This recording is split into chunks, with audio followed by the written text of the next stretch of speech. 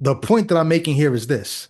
If God speaking is so terrifying, matter of fact, I said this on the podcast before, the word for voice in Hebrew is is Qol, kol. That's the word for voice in Hebrew. And it's not a coincidence that the word for voice in Hebrew is also the word for thunder in Hebrew, because they thought the thunder was the voice of God. When God thundered on that mountain, that was God's voice. And the people said to Moses, okay, don't let God speak to us anymore, Moses. You speak to us for God. If a vision or a voice from God would be so terrifying that we wouldn't even want it. And so God says, okay, I'm not going to do that because that would terrify you. Why is a fire better than God showing up and speaking up the way he did with Moses or those people on the mountain who were terrified? Like, think about it.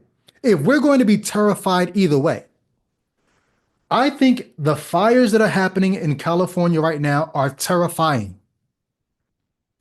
People are losing their homes, their businesses, their lives, everything they've ever owned. That's terrifying. And if this is the hand of God or wind from God, that's terrifying.